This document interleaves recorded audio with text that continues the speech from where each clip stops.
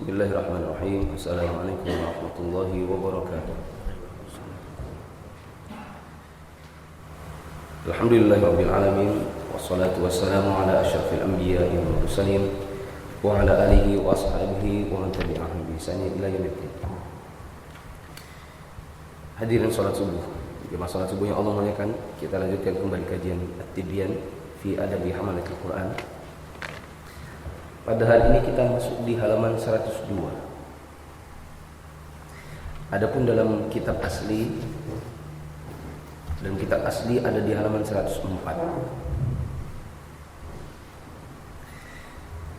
Ada pembaca Al-Quran yang lain adalah membaca Al-Quran secara bergilir. Tapi tentunya ini masuk dalam pembahasan yang sudah dibahas pada minggu lalu tentang beberapa keadaan orang membaca Al-Quran secara berkelompok. Bisa dibaca dulu. Enggak. 102. Ini sudah? Belum kan? Hah? Sudah kan?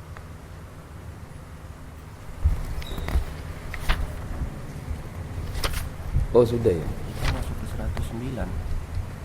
Iya. Apaan saya salah? Ada di halaman 109 sekarang.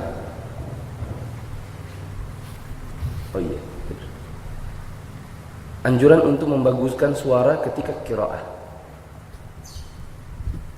Kalau sudah judulnya gini nanti pasti ada pembahasan bagaimana pakai langgam Jawa. Baca. Anjuran membaguskan suara ketika qiraah. Para ulama yang terdiri dari salaf, khalaf, sahabat, tabi'in, dan ulama-ulama kaum muslimin setelah mereka sepakat atas anjuran membaguskan suara ketika membaca Al-Quran. Perkataan dan perbuatan mereka yang masyhur berkaitan dengan larangan mengharapkan popularitas. Astagfirullah. Afwan, ini yang pakai kitab asli ada di halaman 109. Dan di buku asli juga di buku terjemahan juga di halaman 109. Ulang Mas.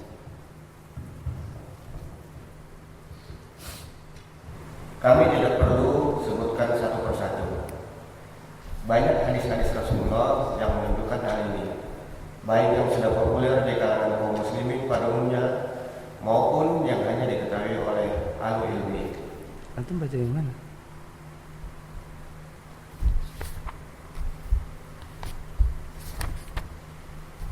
Ya. Seperti hadis yang artinya, hiasilah Al-Quran dengan suara-suara kalian. Sungguh engkau telah diberi, tidaklah Allah mendengarkan dengan seksama. Sungguh Allah itu lebih seksama mendengarkan. Yang semuanya telah disebutkan pada bab sebelumnya yang berjudul Tartil terhadap hadis Rasul Abdullah bin Mukhafal mengenai Nabi SAW yang mengulang qiraatnya. Juga hadis Sa'ad bin Abi Waqqas dan Abu Lababah radhiyallahu anhuma bahwa Nabi SAW bersabda, tidaklah termasuk golongan kami orang yang tidak membaguskan suara ketika membaca Al-Quran.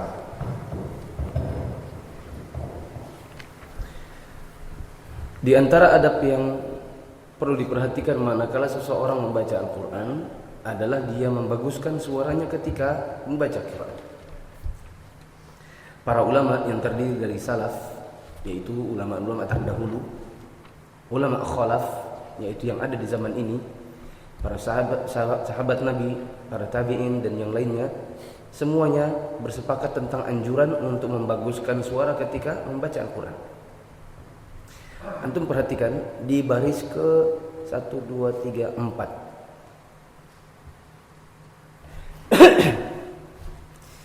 Baris keempat, perkataan dan perbuatan mereka yang masyhur berkaitan dengan larangan mengharapkan popularitas. Sudah lihat? Dapat? Dapat tidak? Itu salah terjemah.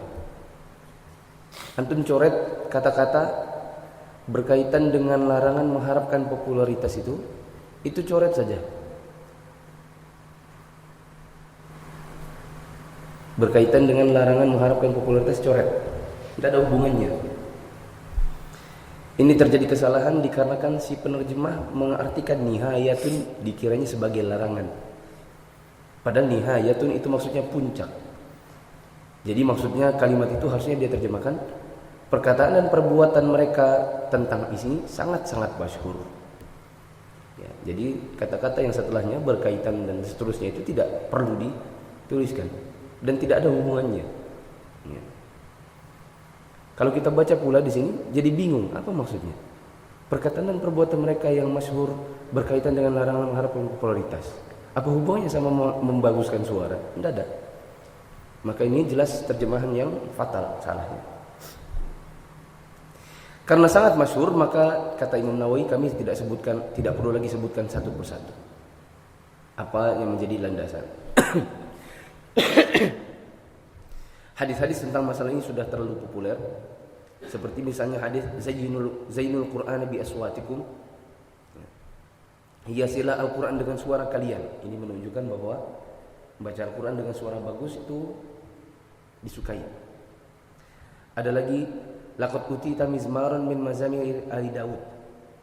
Sungguh engkau telah diberi satu bentuk seruling dari serulingnya keluarga Abu Daud, keluarganya Nabi Daud. Hadis ini ada di halaman yang sebelum-sebelumnya. Buka di halaman 104.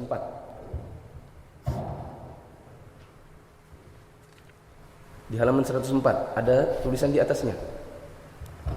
Laqad utita mizmaran min mazamiri ali Daud. Sungguh engkau telah diberikan seruling dari seruling keluarga Daud.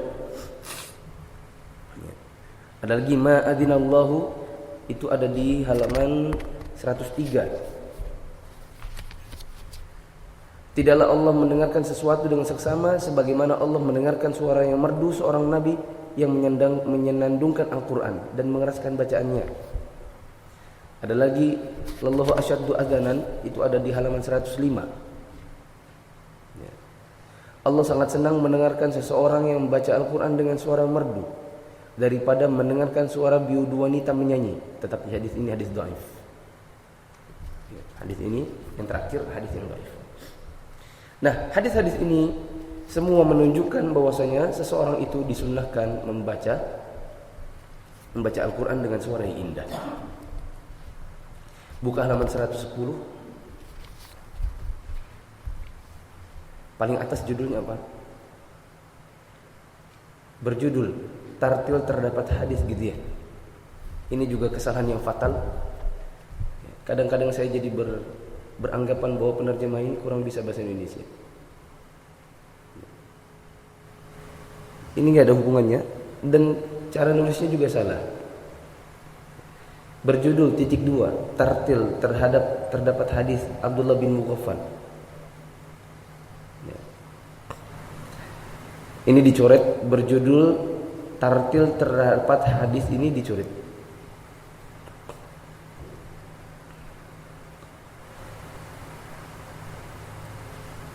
Sampai kata hadis dicoret, diganti di atasnya terdapat hadis dalam bab tartil. Terdapat hadis dalam bab tartil, koma dari Abdullah, tulis dari, koma dari Abdullah bin Mughaffal mengenai Nabi yang mengulangi qiraahnya. Nabi pun membaca Al-Quran dengan suara yang indah, sebagaimana hadis dari Abdullah bin Mughaffal ada di catatan kaki nomor 89 dari Muawiyah bin Qurrah dari Abdullah bin Mughaffal radhiyallahu anhu. Dia berkata, pada hari penaklukan Mekah aku melihat Rasulullah di atas untanya membaca surat Al-Fath dan beliau ini bukan mengulang-ulang bacaannya tetapi melakukan tarji'.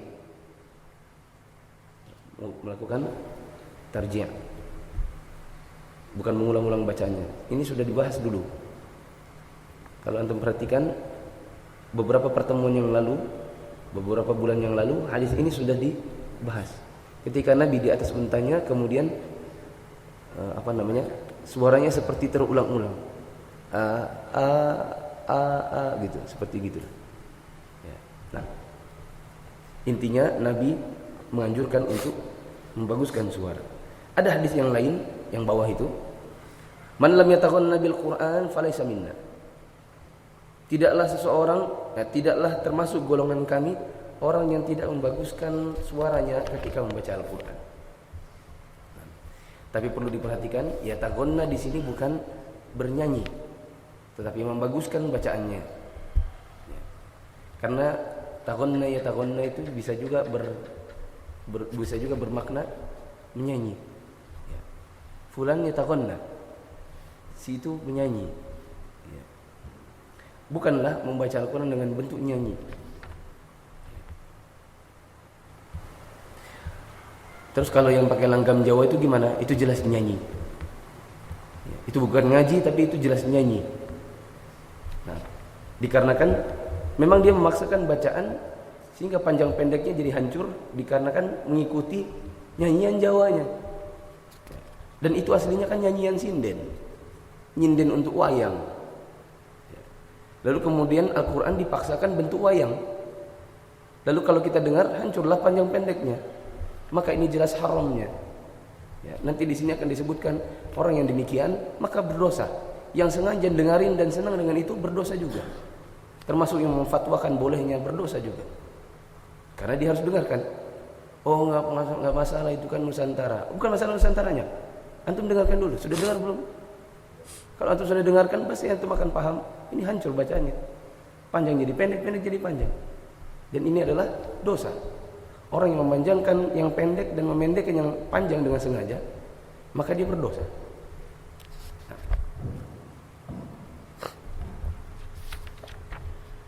Kedua hadis ini diriwayatkan Abu Dawud dengan riwayat sanad Jaid. Dan dalam sanadnya terdapat perbedaan terhadap syarat, tetapi tidak sampai merusak kualitas hadis ini. Jumhur ulama mengatakan maksud lam yataghanna adalah tidak membaguskan suaranya ketika membaca Al-Quran. Juga terdapat hadis Bara, ia berkata, aku mendengar Nabi SAW saat sholat Isya membaca surat Atin, dan aku tidak pernah mendengar seseorang yang lebih bagus suaranya daripada beliau. Hadis riwayat Bukhari dan Muslim. Para ulama berkata, dianjurkan membaguskan suara ketika membaca Al-Quran dan melakukannya selama tidak sampai memanjang-manjangkan qiraat. Jika ia berlebihan hingga bertambah satu huruf atau malah mengurangi satu huruf, maka hukumnya menjadi haram. Perhatikan, ini penting. Para ulama berkata, ini kalau ada stabilo di stabilo ini, kata-kata ini penting. Dianjurkan membaguskan suara ketika membaca Al-Quran dan melakukannya selama tidak sampai memanjang-manjangkan qiraah. Maksudnya matnya terlalu lebay. Ya, biasanya kalau sudah mat arid disukun, dicari di tempat itu yang kalau kemudian sudah melebihi dari batas kadarnya. Jika sampai berlebihan, bahkan sampai bertambah satu huruf atau malah mengurangi satu huruf atau memanjangkan yang pendek, memendekkan yang panjang, maka hukumnya menjadi haram. Seseorang disunahkan menggunakan suara yang bagus, tetapi manakala dia berusaha untuk membaguskan suara lalu kemudian berubah bacaannya dari yang panjang jadi pendek, pendek jadi panjang gara-gara lagu, maka ini tidak lagi menjadi anjuran tapi justru menjadi sesuatu yang diharamkan. Prinsipnya adalah lagu tidak boleh mengikuti, lagu tidak boleh mengalahkan bacaan. Prinsipnya adalah bacaan diikuti lagu. Ya, bacaan diikuti oleh lagu, atau lagu mengikuti bacaan, bukan bacaan mengikuti lagu. Kalau dibalik maka menjadi haram. Ya. Nah. Adapun qiraah dengan menggunakan irama, Syafi'i rahimahullah berpendapat, dalam satu kondisi aku memakruhkannya, dan di satu kondisi aku tidak memakruhkannya. Para ulama berkata, bukan berarti ada dua pendapat, akan tetapi ada penjelasannya. Jika ia memanjangkannya hingga berlebihan dan melampaui batas, itulah yang dimakruhkannya. Jika tidak sampai berlebihan, itulah yang tidak dimakruhkannya. Qadi Qudat dalam kitab Al-Hawi mengatakan, qiraah menggunakan irama jika sampai mengubah sikap hafal Al-Quran dengan adanya tambahan harakat padanya, atau menghilangkan harakat yang ada, memendekkan yang panjang atau memanjangkan yang pendek, memanjangkannya hingga ada lafal yang hilang, hingga terjadi kerancuan makna, maka hukumnya haram. Dan qari yang membacanya merupakan qari fasik yang mendengarkan berdosa karena ia sanggup meluruskan kesalahan tersebut dan ia tidak melakukannya. Allah Ta'ala berfirman dalam surat An-Zumar ayat ke-28, yaitu Al-Quran dalam bahasa Arab, tidak ada kebengkokan di dalamnya. Jika irama itu tidak sampai menyimpangkan Al-Quran dari lafalnya dan kiraannya tidak menyimpang dari bacaan tartil, maka hal itu mubah. Karena dengan irama bertambahlah kebagusannya. Demikianlah perkataan Qadi Qudat. Inilah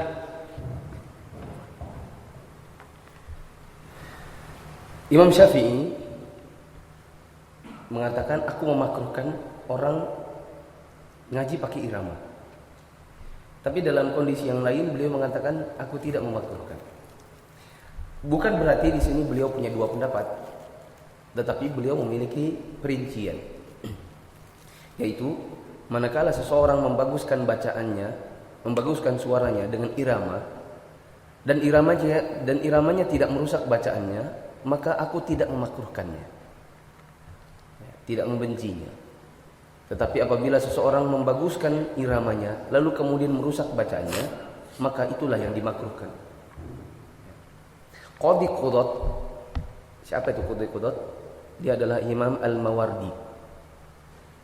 Ditulis Qadi Qudat, tulis saja di atasnya Al-Mawardi.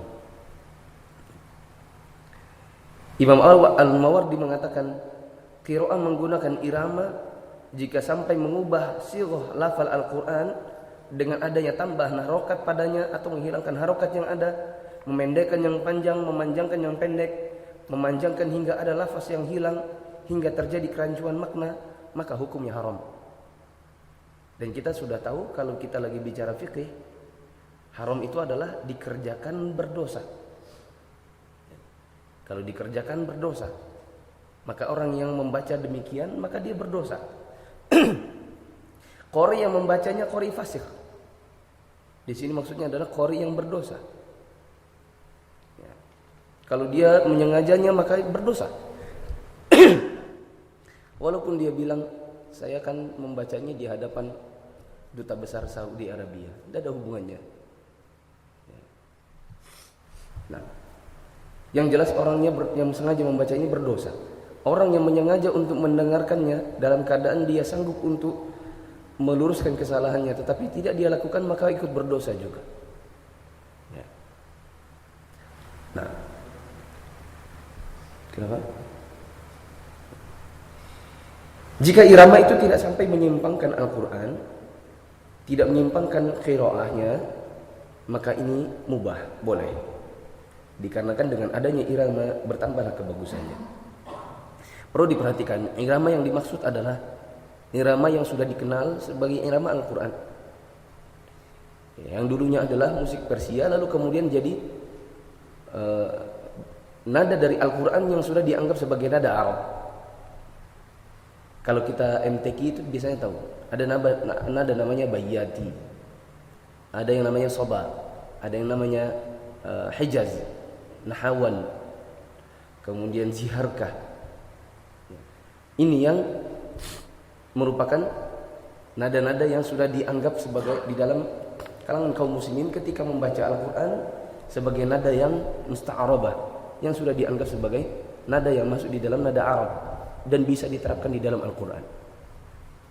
Misalnya kalau di dalam imam-imam yang sering membaca, kita kenal Syarih Rasyid atau Hani Ar-Rifai, dia suka membawakan bacaannya dengan irama Hijaz. Alhamdulillahi Rabbil Alamin Ar-Rahmanir Rahim Maliki Yawmiddin Iyyaka na'budu wa iyyaka nasta'in. Ini namanya Hijaz. Kalau yang lain yang biasa dibawakan oleh Syarih Rasyid misalnya Bayati, cuma dia pengembangannya sudah beda. Alhamdulillahi Rabbil Alamin Ar-Rahmanir Rahim Maliki Yawmiddin. Nah, kalau Asy-Syatiri saya tidak tahu, kayaknya dia bawa Sika. Alhamdulillahi Rabbil Alamin Ar-Rahmanir Rahim Maliki Yawmiddin. Ada yang lain macam-macam. Kalau yang tadi dibawakan imamnya punyanya Al-Ghamidi. Alhamdulillahi Rabbil Alamin Ar-Rahmanir Rahim Maliki Yawmiddin Iyyaka na'budu wa iyyaka nasta'in. Ini yang diakui. Tetapi kalau dia berubah menjadi misalnya nada Sunda, ada gitunya, atau jadi nada Jawa,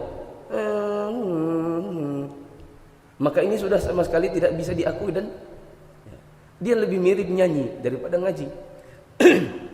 Apalagi memang kalau dipaksakan jadi nada Jawa, pasti berubah panjang pendeknya. Dikarenakan nada Jawa kan dia memang ada. Kalau itu dibawakan di bacaan yang dia tidak punya mat jaiz bun fasil, tidak dibawakan di mat yang tidak wajib muttasil, dibawakan di mat tabi'i semua, pasti rusak nada Jawanya. Sehingga dia mau tidak mau harus memilih, pilih nada Jawa atau panjang pendeknya berubah. Dan mau tidak mau harus memendekkan yang panjang, memanjangkan yang pendek. Ya. Oleh karenanya saya katakan bahwa menggunakan langgam Jawa atau langgam Nusantara dengan model apapun, ketika dia merubah maka dia haram. Ketika pun tidak merubah maka dia jadi aneh. Bacanya justru merusak, mendengarkannya pun tidak enak. Kalau antum ada orang disuruh ceramah disuruh imam tarawih, lalu kemudian dia pakai langgam Jawa, insya Allah besok tidak nunggu 10 hari pertama, hari kedua orang bubar. Hari pertama Pak Joko pengumuman, mulai malam ini sampai seterusnya tarawih akan diimami oleh imam yang kita datangkan dari Jawa, dan dia akan membacanya dengan menggunakan langgam Jawa. Besok pasti bubar, yakin. Orang nggak betah. Ya. Orang kayak dengerin wayang, bukan dengerin Quran.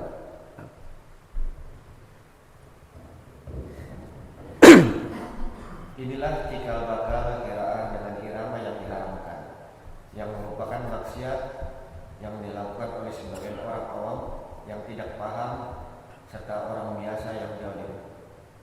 Ketika mereka membacakannya kepada jenazah serta ketika mengadakan berbagai acara, ini adalah bid'ah haram yang jelas.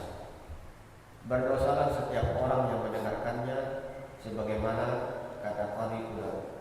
Berdosa pula setiap orang yang mampu menghilangkan atau mencegah hal tersebut sebelum dilakukan. Saya telah mengerahkan sebagai kemampuan saya. Saya berharap karunia Allah Al-Karim untuk memberi hidayah orang yang mampu untuk menghilangkannya, dan semoga Allah menjadikannya dalam keadaan baik.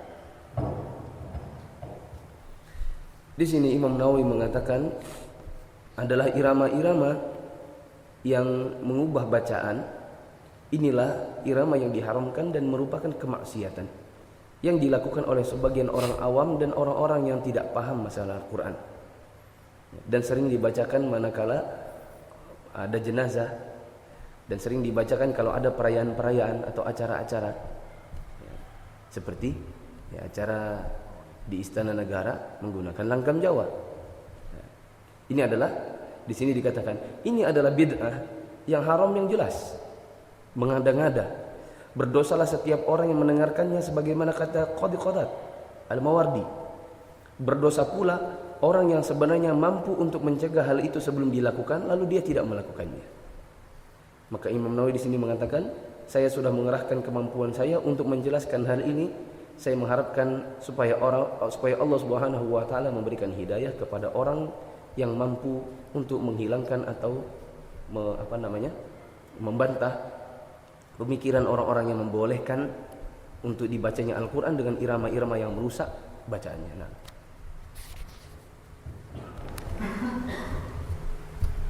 Syafi'i dalam Mukhtasar Al-Muzani. Syafi'i dalam Mukhtasar Al-Muzani. Harusnya Al-Muzani mengatakan, hendaklah ia membaguskan suaranya dengan cara apapun. Katanya, dan aku lebih suka bacaan yang membuat sedih dan mencucurkan air mata. Ahli bahasa berkata, qiraah yang dapat mencucurkan air mata ialah bacaan Al-Quran bila dibaca pelan-pelan dan bukan dengan dipanjang-panjangkan. Dikatakan pula membaca dengan bacaan yang membuat sedih jika ia membacanya dengan suara tinggi. Ibnu Abi Daud meriwayatkan dari Abu Hurairah radhiyallahu anhu dengan sanadnya bahwa ia membaca Ijasyamsu kuwirat, yang artinya apabila matahari digulung, surat At-Takwir ayat ke-1. Maka kesedihannya menyerupai ratapan. Dalam Sunan Abi Daud dikatakan kepada Ibnu Abi Mulaikah, bagaimana menurutmu jika suaranya tidak merdu? Ia menjawab, hendaknya ia berusaha membaguskan semampunya. Imam Syafi'i mengatakan, hendaklah baguskan suara dengan cara apapun. Dan kalau bisa, aku suka bacaan yang bisa membuat sedih dan mencucurkan air mata. Bagaimana caranya? Bacanya pelan-pelan dan tidak perlu terlalu dipanjang-panjangkan. Ya, sederhana tapi lembut suaranya. Nah, beliau lebih suka bacaan yang demikian. Ya, tetapi ini kan preferensi. Maka kadang-kadang ada juga bacaan yang di masa-masa tertentu lebih disukai yang bisa menggugah hati, menggugah untuk menjadi semangat. Ya, kalau saya pribadi, kalau lagi sholat Jumat, kan orangnya banyak. Kalau dibaca dengan bacaan yang sedih, apalagi dia siang dan panas, kadang-kadang orang susah nangisnya. Mau dibacaan-bacaan sedih, susah nangisnya. Dia tidak seperti kalau orang lagi tahajud, hening, kadang sendiri atau berdua orang. Sehingga kalau Jumatan, saya lebih senang membaca dengan suara yang lebih lantang, dengan suara yang tinggi. Ya, dalam rangka untuk mungkin orang setelah keluar dari masjid, setelah selesai Jumat, dia ambil sepatunya, dia berjalan, kemudian dia memikirkan, tadi temanya ini, berarti saya harus begini. Bacaannya tadi begini. Lalu kemudian ada semangat untuk beribadah setelah hari itu. Ya. Ada semangat untuk sholat. Ada semangat untuk, ustadznya ada di mana ya ngisi kajiannya. Pengen saya belajar juga. Ya. Setelah dia mendengarkan khutbah, oh begini. Ya. Lalu kemudian dia tergugah untuk belajar. Maka ini yang saya inginkan. Maka kalau Jumatan di siang hari yang panas dan orangnya, orang kan kalau Jumatan saja ramainya, sehingga butuh suasana di mana dia tergugah setelah selesai sholat Jumat, ada tumbuh keinginan untuk belajar, maka itu adalah yang diinginkan. Maka kalau dia bacanya sedih, ya, mencucurkan air mata, belum tentu di siang hari itu mudah. Nah, di sini ada perkataan yang bagus. Bagaimana kalau suaranya tidak merdu? Maka dikatakan dia berusaha membaguskan semampunya. Adapun saya mengatakan, kalau suaranya tidak merdu atau banyak falsnya, maka cari bacaan atau maqam atau irama yang sifatnya sederhana tapi bagus. Seperti Imam Syatiri, Syekh Asy-Syatiri itu bacanya sederhana saja, tapi kalau didengar ya enak. Ya. Misalnya dia baca apa ya? An-Naba. Amma yatasaalun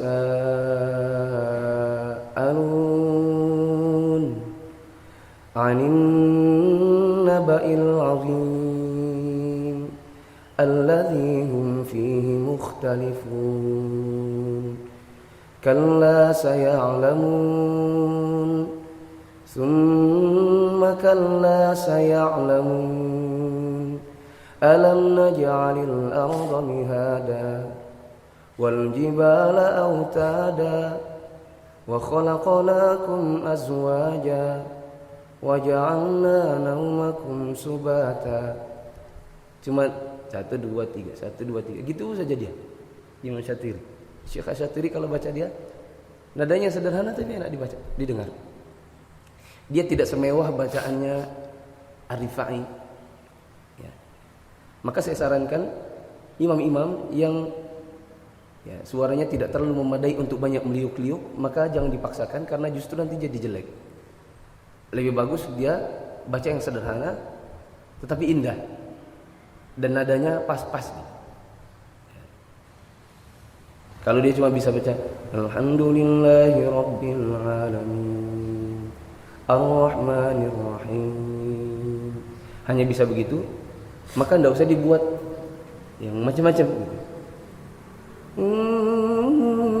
Bapak gitu-gitu kan malah enggak pas, nanti malah hilang, malah berantakan.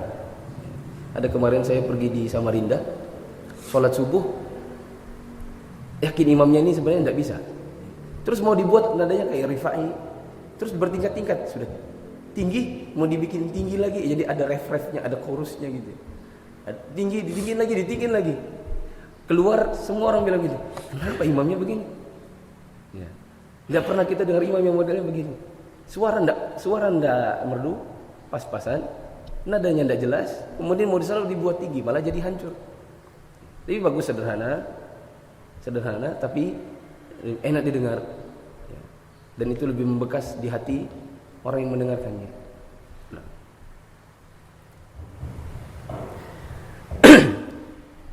Anjuran meminta orang yang bersuara merdu untuk membacakan Al-Quran.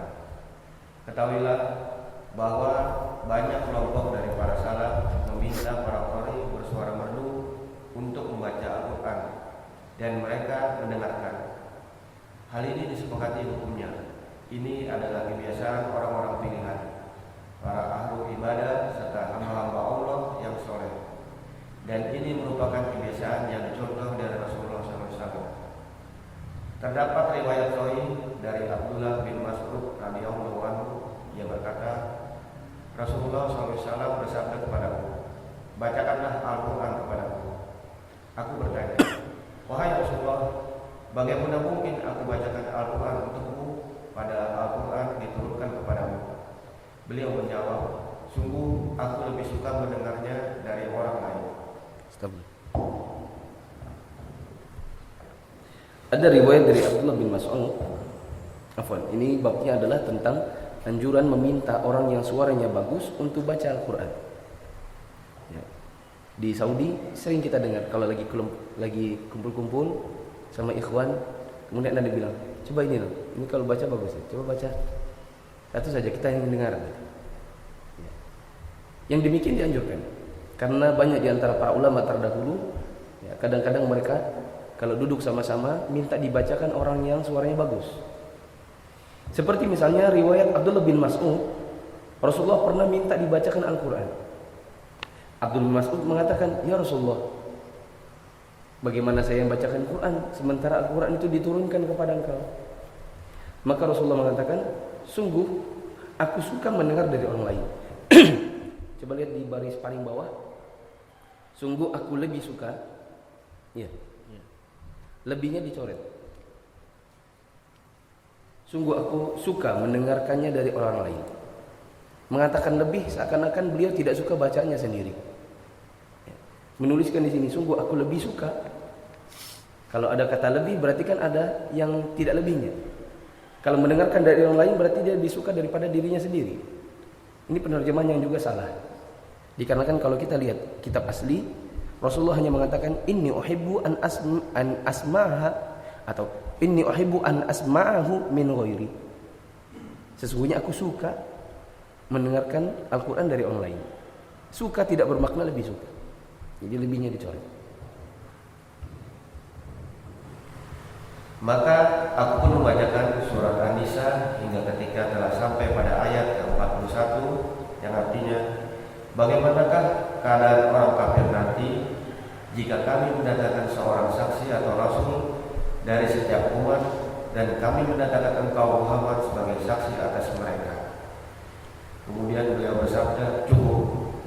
Aku pun menoleh kepada beliau dan ternyata air mata beliau bercucuran. Abdullah bin Mas'ud pun kemudian membacakan surat An-Nisa sampai ayat yang ke-41, maka Rasulullah mengatakan, hasbukal an. Cukup. Lalu aku menoleh kepada beliau dan rupanya aku melihat air mata beliau sedang bercucuran. Nah, ini menunjukkan bahwasanya dianjurkan seseorang meminta orang yang suaranya bagus untuk bacakan Quran. Ada yang penting juga di sini, coba dilihat. Rasulullah SAW mengatakan kepada Abdullah bin Mas'ud, cukup. Setelah itu selesai. Ini menunjukkan bahwasanya orang kalau baca Quran sebenarnya setelah dia cukup, misalnya, فَكَيْفَ إِذَا جِئْنَا مِنْ كُلِّ أُمَّةٍ بِشَهِيدٍ وَجِئْنَا بِكَ عَلَى هَؤُلَاءِ شَهِيدًا. Sudah. Tidak. Shadaqallahul azim. Ini disebut dengan bacaan tasdiq berdasarkan hadis yang ini tadi, di mana Nabi hanya mengatakan cukup. Sudah selesai, maka cukup, sudah. Tidak ada bacaan yang lain, termasuk diantaranya bacaan shadaqallahul azim. Tetapi pernah ada pertanyaan hal ini kepada Syekh bin Baz, ditanya tentang hukum tasdiq, membaca shadaqallahul azim sebagaimana yang dibaca di kala-kala orang MTQ. Maka beliau menjawab, seingat saya jawabannya adalah, kalau memang dia butuhkan, maka silakan dia membaca. Tetapi hukum asalnya tidak ada bacaan tasdiq. Maka manakala itu selalu dirutinkan, selalu membaca shadaqallahul azim setelah selesai baca Quran, maka butuh dalil. Dan dalilnya tidak ada. Oleh karenanya kalau membaca sesekali boleh. Kalau dirutinkan, maka ini tidak ada dalilnya.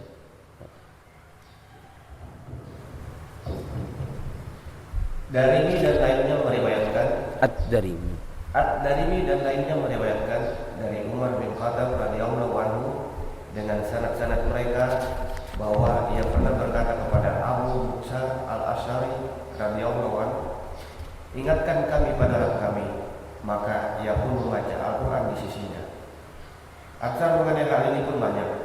Sungguh banyak orang soleh yang wafat karena bacaan Al-Quran, orang yang diminta untuk membacakannya. Kadang-kadang ulama terdahulu di kalangan sahabat kalau mengatakan, coba ingatkan kita kepada Allah, maka nanti ada di antara mereka yang suaranya bagus membacakan Al-Quran untuk mengingat kepada Allah. Tentu ini sangat berbeda dengan kelakuan banyak orang di zaman ini. Mari kita ingatkan kepada artis fulan, maka dinyanyikanlah seseorang. Kan anak-anak SMA, anak-anak kuliahan, bahkan banyak orang tua yang kalau kongko, misalnya dia kongkonya di Melawai, pulang kerja tidak langsung pulang, tidak nelpon istri, langsung janjian sama teman-temannya sampai tengah malam. Kalau lewat yang pengamen, sini dulu, ingatkan kita kepada setannya, suruh nyanyi. Kan tidak ada orang di situ. Ada yang lewat mau dibacakan Quran, Pak, udah bisa ditempelin. Bapak mau dibacakan surat apa? Mau diputarkan surat apa? Diusir pasti. Tapi kalau mau ngamenin, Pak, oh sini, bayar berapapun. Satu lagu 2.000, boleh, sini nyanyi aja. 20 lagu, bayar 20.000. Orang-orang kebanyakannya begitu. Tetapi para ulama terdahulu mereka mengatakan, ingatkan kita kepada Allah. Lalu kemudian ada yang baca Quran di samping mereka. Banyak orang di zaman dahulu yang wafat gara-gara mendengarkan bacaan Al-Quran yang bagus. Seperti diantaranya Yazid bin Fudail bin Iyad. Yazid bin Fudail bin Iyad, yang dikatakan beliau wafat karena mendengar surat At-Tur. Ada di antara ustadz kita yang menyebutkan Fudail bin Iyad punya anak namanya Yazid. Yang Yazid ini kalau mendengarkan surat-surat yang berhubungan dengan hari kiamat dia bisa pingsan. Maka dia kadang-kadang kalau tahajud, kadang-kadang dia tahajud sendiri dan lihat-lihat dulu. Kalau anaknya tidur baru dia tahajud. Kalau anaknya bangun dia enggak. Ya. Maka suatu malam Fudail bin Iyad salat tahajud, lalu kemudian membaca surat At-Tur, ya, dan ini berkenaan dengan hari kiamat. Lalu kemudian tidak dia sangka anaknya Yazid salat di belakangnya. Lalu kemudian dia berteriak pingsan, lalu kemudian sudah wafat. Wafat karena mendengar bacaan Al-Quran yang indah. Nah. Para ulama biasa membuka dan menutup majelis yang mempelajari hadis Nabi SAW dengan bacaan ayat Al-Quran yang mudah dari qori yang bersuara bagus. Sebaiknya para qori di tempat-tempat tersebut membacakan Al-Quran yang sesuai dan berkaitan dengan majelis tersebut. Hendaknya ayat yang dibaca adalah ayat-ayat yang berisi ketakutan dan harapan, nasihat-nasihat, zuhud dunia, harapan terhadap akhirat, peringatan akan akhirat, pendek angan-angan, dan akhlak mulia.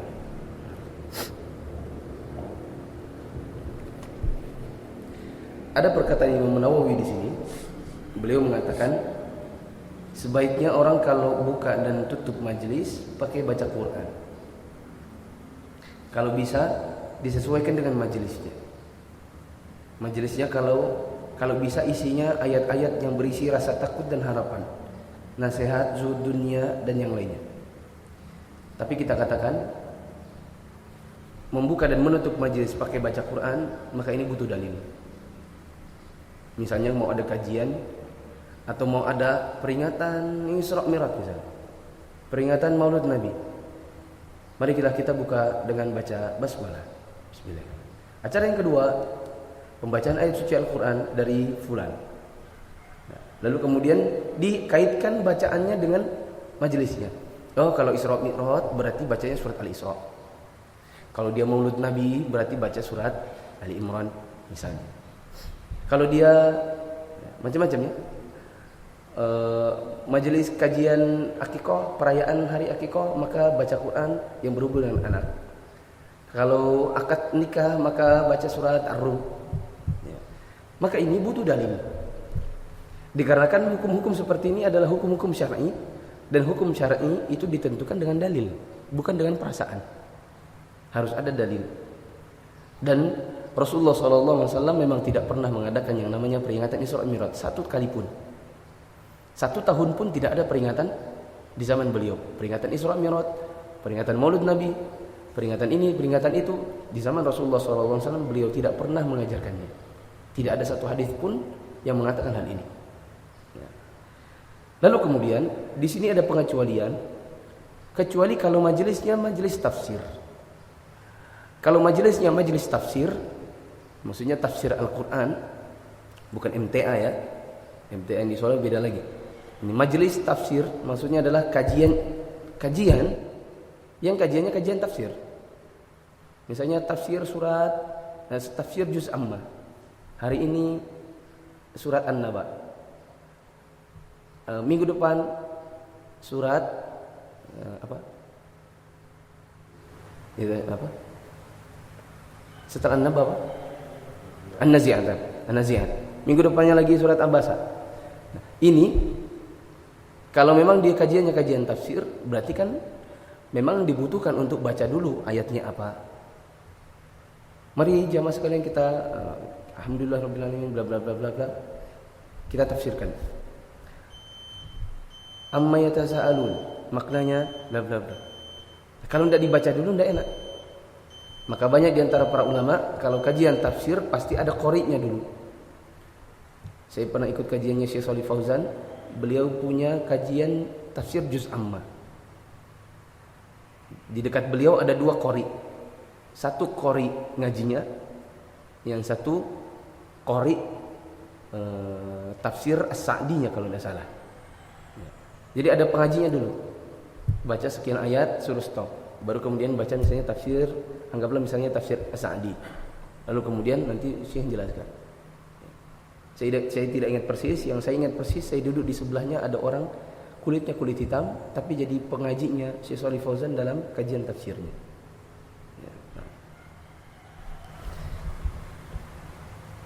Sampai sini dulu ada pertanyaan. Kita ulang dikit ya. Dianjurkan untuk membaguskan suara ketika membaca Al-Quran, tetapi dengan syarat tidak boleh menghancurkan bacaan, seperti menghilangkan lafaz atau mengganti huruf, atau juga memanjangkan yang pendek, memendekkan yang panjang. Ini tidak boleh. Dan sekalipun suara Anda bagus, tapi kalau bacaan Anda rusak maka tidak enak. Enak bagi orang yang tidak paham, tapi bagi orang yang paham rusak, tidak enak didengar. Misalnya suara Anda bagus, lalu kemudian orang-orang mengatakan bagusnya suaranya, tapi orang-orang tersebut tidak hafal ayatnya, maka tentu orang bilang bagus. Tapi bagi orang yang juga hafal ayat yang sama dan dia mengerti panjang pendeknya, dia mengerti maknanya, tentu bacaan Anda akan dikatakan rusak. Maka yang diinginkan pertama kali adalah bacaan, bukan suara. Suara hanya pemanis saja. Maka suara tidak boleh mematok bacaan. Bacaan yang menjadi patokan terhadap lagu.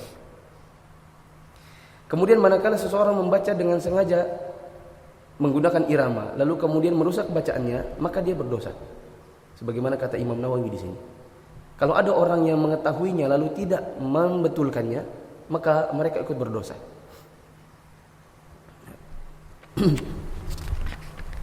Kemudian dianjurkan untuk meminta orang yang suaranya bagus membacakan Al-Quran. Rasulullah SAW pernah meminta Abdullah bin Mas'ud untuk membacakan Al-Quran. Tidak ada bacaan Shadaqallahul Azim pada prakteknya Nabi dan para sahabatnya dalam membaca Al-Quran. Tetapi ada fatwa ulama kita, apabila itu dibaca sesekali maka boleh. Kalau dibaca jadi rutinitas maka butuh dalil, dan tidak ada dalil.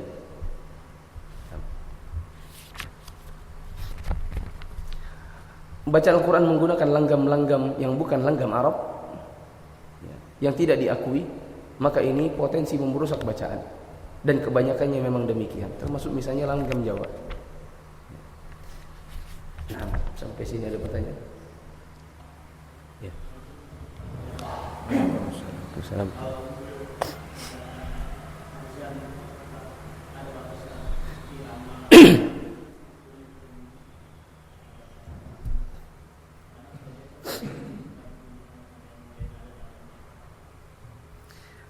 Kalau di zaman dahulu, perkiraan saya dari penjelasan para ulama kita adalah kalau muazin terdahulu, dia kalau azan, muazin itu yang dibutuhkan adalah suaranya yang lantang dan keras, bukan suaranya merdu.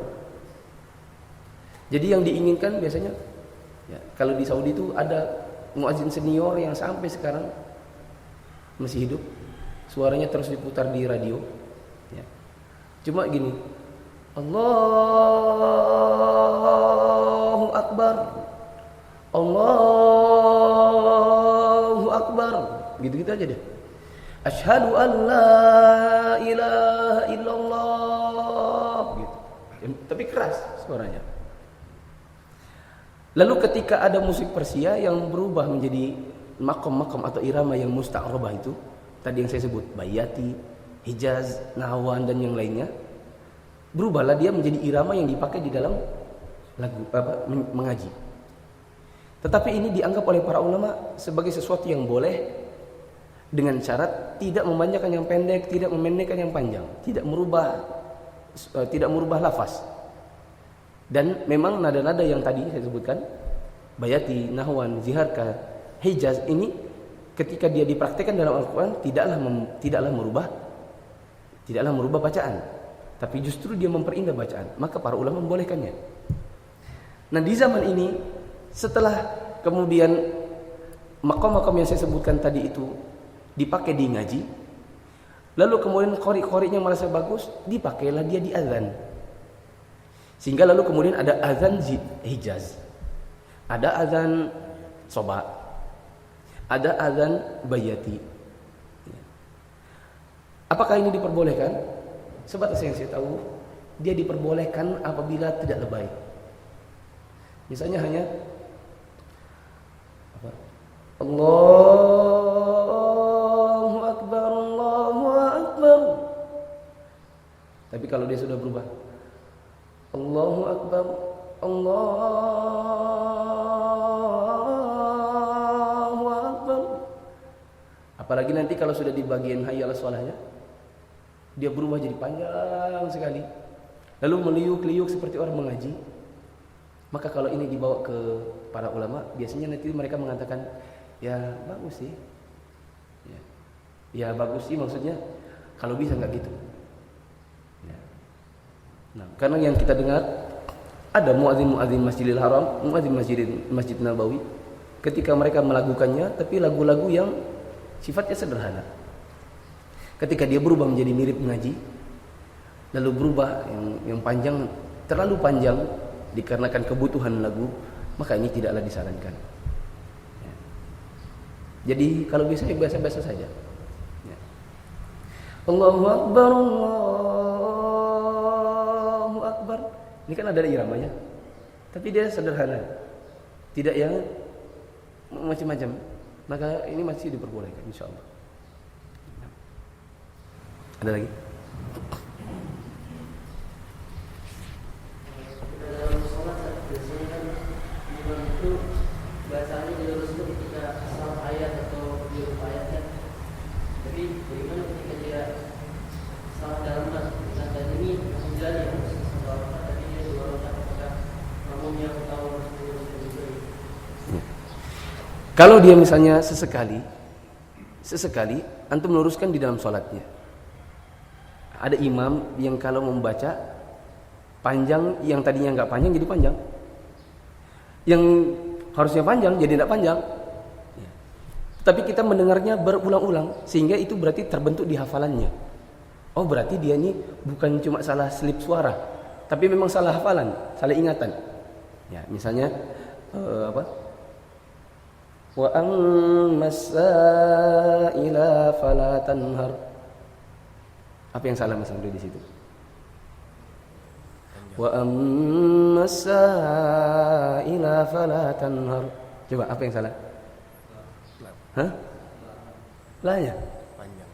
Kira-kira apa yang salah di sini? Wa qala shawaba. Apa yang salah? Coba, apa yang salah? Hal ataka haditsul ghashiyah wujuhun yawma idzin khashi'ah. Apa yang salah di situ? Hah? Harusnya apa? Harusnya pendek dan ujungnya apa? Tak marbuta berubah jadi ha. Sehingga harusnya menjadi hal ataka haditsul ghashiyah wujuhun yawma idzin khashi'ah amilatun nasibah. Karena dia tak marbutoh, manakala dia mati dia harus jadi ha. Kalau diubah jadi seperti mat iwad, seperti fatatain, seperti seakan-akan tulisannya hal ataka haditsu ghasyian, seakan ghasyian dimatikan berubah jadi mat iwad. Hal ataka haditsul ghasyiyah. Ya. Berarti ini salah, dan salahnya salah fatal. Bisa merubah makna. Nah, tapi manakala kita dengar itu berkali-kali, maka menegurnya tidak bisa di sholatnya, karena kasihan nanti imamnya. Manakala ditegur di saat sholatnya, ditegur kali, dia baca hal ataka haditsul ghasyiyah, kita di belakangnya ghasyiyah. Apa sudah dia? Wujuhun yawma idzin khashi'ah. Bisa-bisa dia balik ke belakang. Apa maksudnya? Nah, kalau dia bentuknya sudah hafalan, salahnya salah hafalan, maka menegurnya harus di luar dari sholat dan bersendirian. Pak Imam, saya mau luruskan bacaannya. Ini salahnya bukan salah selip lidah, tapi salahnya salah hafalan. Ya. Antum membacanya begini. Antum kira-kira sadar enggak? Oh, enggak sadar. Siapa tahu memang dia enggak sadar. Nah, yang betul begini. Hal ataka haditsul ghasyiyah wujuhun yawma idzin khashi'ah 'amilatun nasibah tasla naran hamiyah tusqa min 'ainin aniyah. Kan aniyah, khashi'ah, nasibah, bukan demikian. Dan kalau kita sudah lihat, oh ini salahnya salah hafalan, maka harus ditegur. Orang yang mampu menegurnya dan tidak mau menegurnya, maka berdosa yang tidak mau negur. Apalagi dia tinggalnya bisa duduk sama-sama sama imamnya, lalu kemudian tidak mau menegur, maka ini dosa. Nah, alhamdulillah saya pribadi saya sudah menegur, pada kasus-kasus tertentu saya sudah menunaikan apa yang menjadi kewajiban. Soal nanti sudah berubah atau tidak nanti belakangan. Nah, ada lagi. Tadi kayaknya ada yang nanya situ. Kayaknya 2 tangan. Antum nggak? Mau nanya tadi? Kayaknya 2 tangannya tadi di situ yang tadi. Oh dia mungkin gini kali. Habis pertanyaannya. Bertanya di luar tema mulai hari ini boleh. Siapa tahu tiba-tiba ada yang nanya di luar tema. Kajian khusus tafsir Quran. Tapi setiap awal kajian dia membaca Allahumma tanna bil Quran. Iya. Doa Allahumma hamna bil Quran waj'alhu lana imama gitu ya. Kalau dirutinkan butuh dalil. Kalau dirutinkan, tadi kan antum bilang selalu baca, berarti kan dia rutin. Kalau rutin maka butuh dalil. Nah, kalau hanya sekedar senandung-senandung di luar dari itu, maka tidak masalah. Tapi kalau dia selalu di depan maupun di belakang, ini butuh dalil. Anak-anak tidak bisa, khususnya anak-anak sedari awal dia harus diajarkan sesuatu yang sifatnya sahih. Karena dia kalau sekali diajarin ngelekat di kepala. Seperti misalnya doa Allahumma barik lana fima razaqtana wa qina adzabannar, tidak sahih dari Nabi. Tetapi kan kita diajarin dari zaman dahulu oleh orang tua kita. Terus dia melekat di sini di kepala. Allahumma lakasumtu wa bika amantu wa ala rizqika aftartu bi rahmatika ya rahman. Itu enggak bisa hilang karena dia sudah melekat di kepala karena diajarkannya dari kecil. Setelah diteliti, oh rupanya bacaan ini tidak ada dari Nabi. Ya. Oleh karenanya ajarkan yang sahih-sahih. Khususnya di masa-masa di mana dia melekat semua apa yang masuk di kepalanya. Sampai sakitnya di sini pun dia hafal. Ya. Anak-anak TK-nya istri saya itu TK sunnah. Yang diajarin Quran, hadis. Tapi ada juga kadang-kadang dia bernyanyi. Ditanya dari mana dapatnya? Ya dengar dari mana kah? Ya, dengar dari temannya kah? Temannya dari temannya kah? Nah. Wallahu a'lam bishawab. Ini saja pada pagi hari ini. Semoga bisa bermanfaat. Wassalamualaikum warahmatullahi wabarakatuh. Wassalamualaikum warahmatullahi wabarakatuh.